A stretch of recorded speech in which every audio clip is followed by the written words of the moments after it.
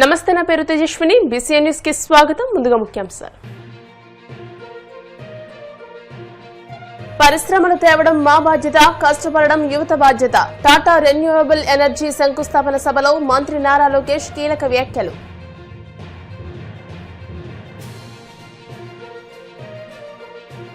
మాజీ మంత్రి సిదిరి అప్పలరాజు కుటుంబ సభ్యులను కలిసి ఓదార్చిన జగన్, వారికి పార్టీ పరంగా పూర్తి అండగా ఉంటామని హామీ.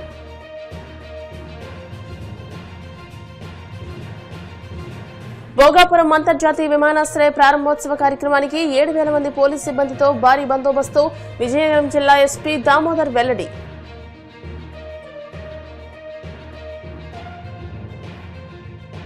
వాడపల్లి వెంకనాలయంలో ప్రత్యేక పూజలు. మంగళవాయిద్యాల నడుమ శ్రీ స్వామి అమ్మవార్లకు మేలుకొలుపు సేవ, ఐశ్వర్యలక్ష్మి హోమం. ఆంధ్రప్రదేశ్ ఇప్పుడు గ్లోబల్ ఇన్వెస్టర్ల తొలి ప్రాధాన్యతగా మారిందని మంత్రి నారా లోకేష్ పేర్కొన్నారు.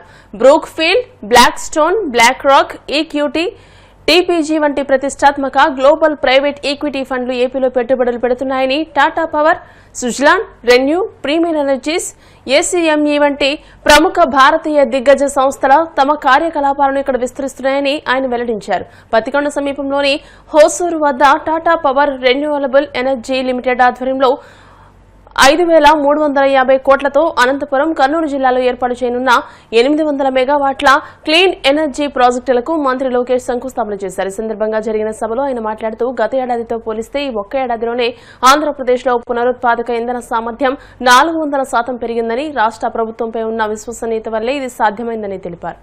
ఆదోనిలో చేతులు ఇచ్చిన తర్వాత బాగా గీరేశారు. కరెక్ట్ గా ఒక రోజు బ్రేక్ దొరికింది, మీ దగ్గరకు వచ్చా. చేయిస్తే తిరిగి ఇచ్చేదట్టు లేరు. మీరు ఛాన్స్ ఇస్తే మీరు ఇక్కడనే ఉండననే ప్రేమతో ఆ పలకరింపు ఉందే, అది జీవితాంతం నేను గుర్తుపెట్టుకుంటానని పత్తికొండ ప్రజలందరికీ తెలియజేస్తున్నా. Pattikonda youth power others. Shyam youth అనొచ్చా, యూత్ దాటాడా తెలియదు ఇంకా. కానీ యువకుడు, ఉత్సాహవంతుడు, మన కోసం అహర్నిశలు పనిచేసే వ్యక్తి గౌరవ శాసనసభ్యుడు శ్యామ్ గారు. బంగారు గన్నులున్న అద్భుతమైన భూమి మన పత్తికొండ. మొన్నే గౌరవ ముఖ్యమంత్రి గారు వచ్చి జొన్నగిరిని స్వర్ణగిరిగా నామకరణ కూడా చేస్తాం జరిగింది. భారతదేశంలోనే మొదటిసారి ఒక ప్రైవేట్ సంస్థ గోల్డ్ మైనింగ్ చేస్తున్నాం. అది కూడా మన పత్తికొండలో జరుగుతాం. ఇక్కడున్న యువతి యువకులకి ఉద్యోగాలు కల్పించే లక్ష్యంలో వాళ్ళు పనిచేస్తాం జరుగుతుంది. ఉమ్మడి కర్నూలు జిల్లా అంటే నాకు ప్రేమ. ఇక్కడ మీ అందరు తెలుసు, 45 రోజులు నేను ఉమ్మడి జిల్లా కర్నూలు జిల్లాలో పాదయాత్ర చేశా. అన్ని నియోజకవర్గాలకు వెళ్ళా. ఆనాడు పత్తికొండకు వచ్చినప్పుడు 1000 మంది పోలీసులు అడ్డం పెట్టి మన్ని ఆపేదానికి ప్రయత్నించారు. కానీ ఆనాడే చెప్పా, మీ లోకేష్ తగ్గేదే లేదని. మీరు నన్ను నడిపించారు. వాళ్ళని ఇబ్బంది పెట్టినా మీరు నాకు అండగా నిలబడ్డాడు. నడు అన్నా మీతో మేము నడుస్తాం, ఎవరు అడ్డొస్తారో వాళ్ళ సంగతి చూసుకుందామని మీరు చెప్పారు.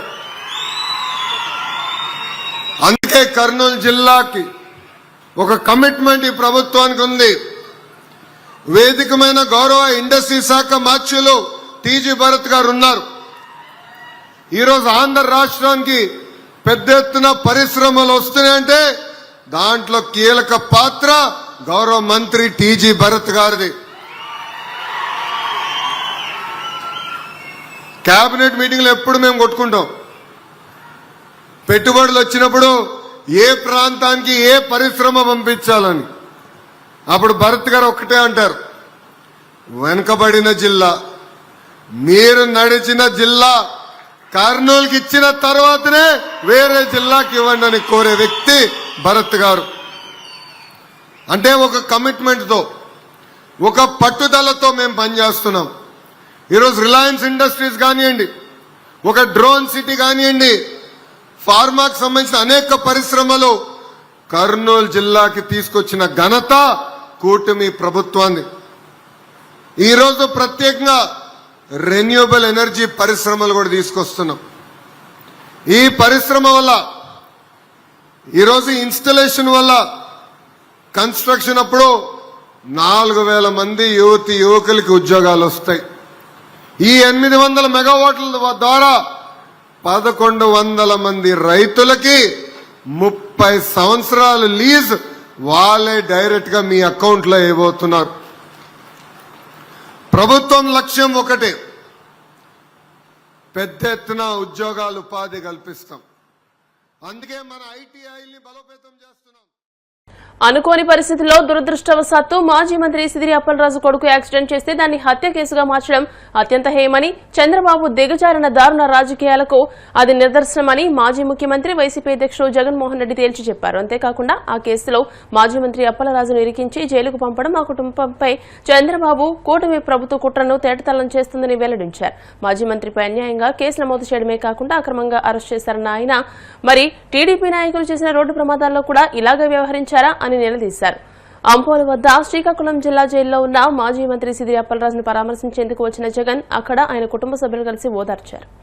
అంటే ఒక బీసీ నాయకుడు ఒక అతి సామాన్యమైన కుటుంబం నుంచి వచ్చి కష్టపడి చదివి మంచి డాక్టర్ గా పేరు తెచ్చుకుని ఒక ఎమ్మెల్యే అయి ఒక మంత్రి అయి ఒక బీసీ నాయకుడిగా తాను ఎదిగితే అలాంటి మనిషిని ఫినిష్ చేయడం కోసం, క్యారెక్టర్ అసాసినేట్ చేయడం కోసం ఒక తప్పుడు కేసును, ఒక యాక్సిడెంట్ ను ఒక కుట్రగాను ఒక హత్యగాను దాన్ని వక్రీకరించి మలచి తన కెరీర్ ను నాశనం చేయాలని, తన క్యారెక్టర్ ను అసాసినేట్ చేయాలని, అప్పలరాజును నాశనం చేయాలి అని చెప్పి ఇంత దుర్మార్గపు ఆలోచన, ఆ దుర్మార్గపు ఆలోచన చేసే దాంట్లో కూడా కనీసం ఈ 18 ఏళ్ల పిల్లాడు, ఈ పిల్లోడి జీవితం నాశనం అవుతుందని కూడా కనీసం చంద్రబాబు నాయుడు ఆలోచన చేయడం లేదంటే నిజంగా అడుగుతా ఉన్నా. 80 ఏళ్ల వయసు వస్తా ఉంది చంద్రబాబు నాయుడు. మనిషి అన్నం తింటున్నాడా, గడ్డి తింటున్నాడా అని అడుగుతా ఉన్నా. అబ్సల్యూట్లీ రాజకీయాలను ఒక నీచమైన స్టేట్ లేక్ తీసుకొని పోవడం ఇది.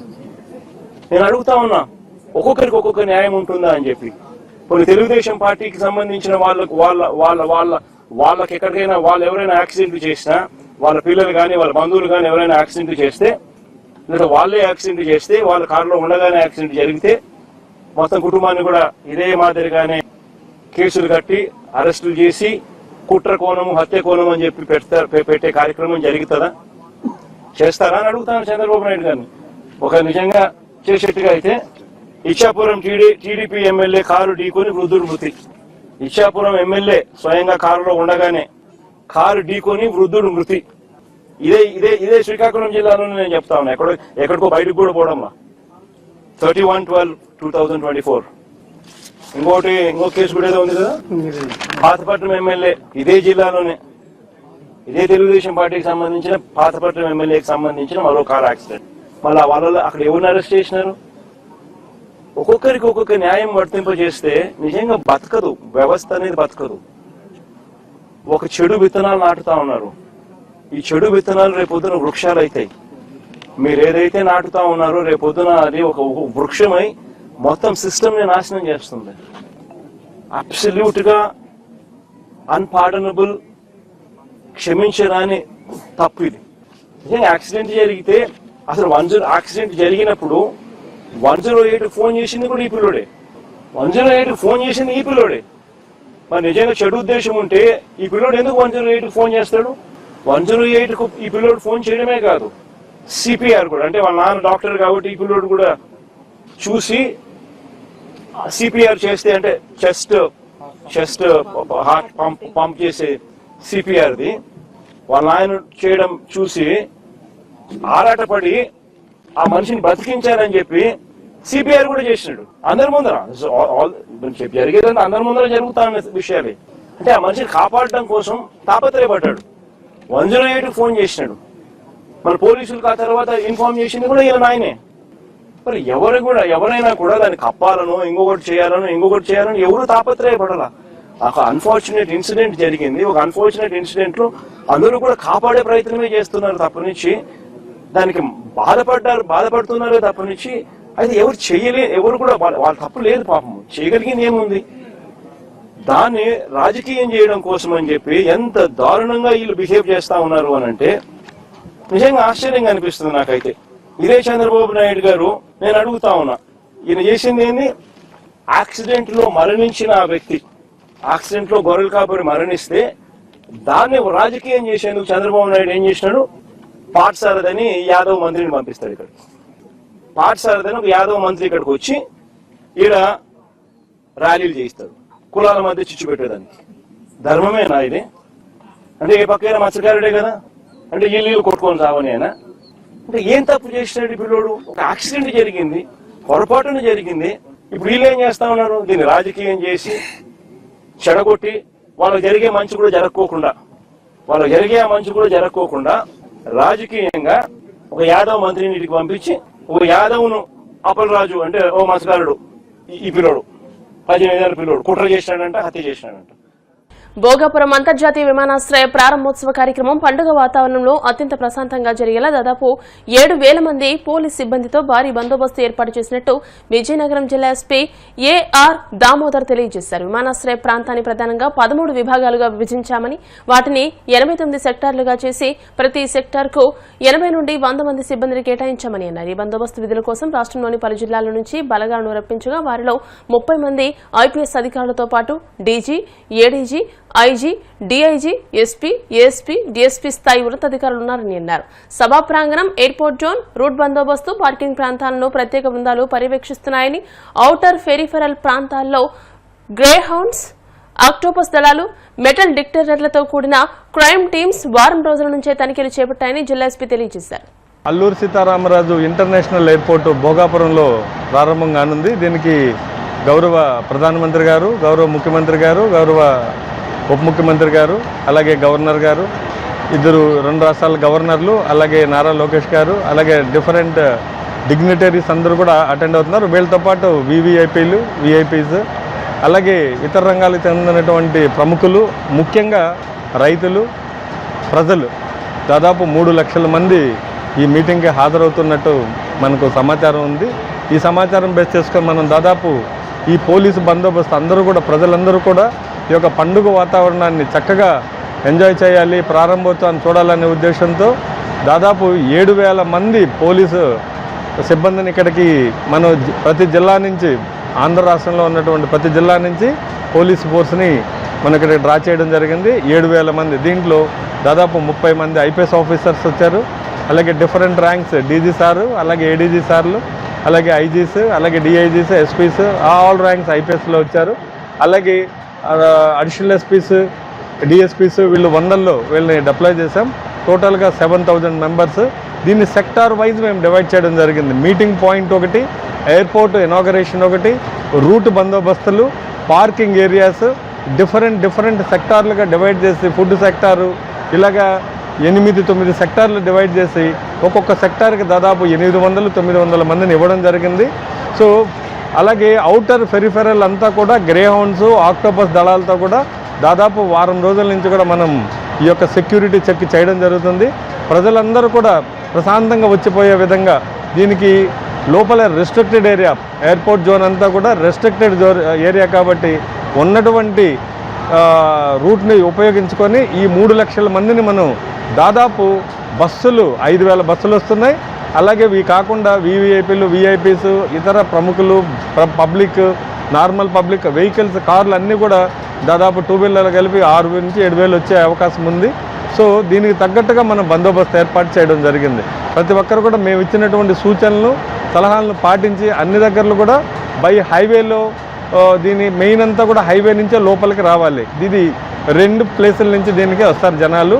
ఒకటి వైజాగ్ జిల్లా, అలాగే అనకాపల్లి జిల్లా, పార్వతీపురం, ఏఎస్ఆర్ జిల్లా, కొన్ని పార్ట్స్ విజయనగరం జిల్లాలో ఉన్నటువంటి కొన్ని కాన్స్టిట్యున్సీలు, వీళ్ళందరూ కూడా వైజాగ్ NH-16 పైన ఆనందపురం జంక్షన్ మీదుగా రాజపలోవా జంక్షన్కి వచ్చి విజయనగరం పబ్లిక్ టువర్డ్స్ శ్రీకాకుళం వెళ్ళేటప్పుడు ఒక 5 కిలోమీటర్లు వెళ్ళిన తర్వాత మనకు ఎయిర్పోర్ట్ రైట్ సైడ్ వస్తుంది. హైవేకి వైజాగ్ నుంచి శ్రీకాకుళం వెళ్ళేటప్పుడు రైట్ సైడ్ వస్తుంది కనుక మనకు లెఫ్ట్ సైడ్ కొత్తగా బ్రిడ్జ్ వేశారు. ఈ రాజపలోవా జంక్షన్ నుంచి, అంటే విజయనగరం లిమిట్స్ నుంచి 5.5 కిలోమీటర్లు మనకు ఈ యొక్క ట్రంపెట్ అనే కొత్త ఫ్లైఓవర్ స్టార్ట్ అవుతుంది. అక్కడ లెఫ్ట్ తీసుకొని హైవేని క్రాస్ చేసుకొని ఆ రైట్ సైడ్ దిగుతాయి బస్సులన్నీ కూడా. దీంట్లో దాదాపు 3000 బస్సులకి ప్రయాణం ఏర్పాటు ఆ రూట్ మనం ఇవ్వడం జరిగింది. అలాగే పైన శ్రీకాకుళం నుంచి NH16లో అలాగే రాజాం, చీపురుపల్లి, నెల్లిమర్ల, అలాగే విజయనగరంలో కొంత ప్రాంతం, ఇలాంటి ఒరిస్సా నుంచి వచ్చే వాళ్ళందరూ కూడా పైనుంచి నేషనల్ 16 నుంచి పైన శ్రీకాకుళం వైపు నుంచి వాళ్ళు ముంజేరు అనేసి ఒక క్రాస్ ఉంది, అక్కడ లెఫ్ట్ తీసుకుంటారు. శ్రీకాకుళం నుంచి వచ్చేటప్పుడు ఎయిర్పోర్ట్ లెఫ్ట్ సైడ్ వస్తుంది కాబట్టి వాళ్ళు ముంజేరు జంక్షన్ అనేసి భోగాపురం ఊర్లో ఉంటుంది, అక్కడ సర్వీస్ రోడ్లో నుంచి వస్తారు. అక్కడ కొంతమందికి డైవర్ట్ చేసాం. ఇంకొంచెం ముందరకు వస్తే ఒక 300-400 మీటర్ ముందుకు వస్తే కంచేరు రావివలస జంక్షన్ అని ఉంటుంది, అక్కడ కూడా కొన్ని వెహికల్స్, వీళ్ళందరూ కూడా శ్రీకాకుళం నుంచి వచ్చే వాళ్ళంతా కూడా దాదాపు 2000 బస్సులు. ఇప్పుడు కాసేపు ప్రకటనలు.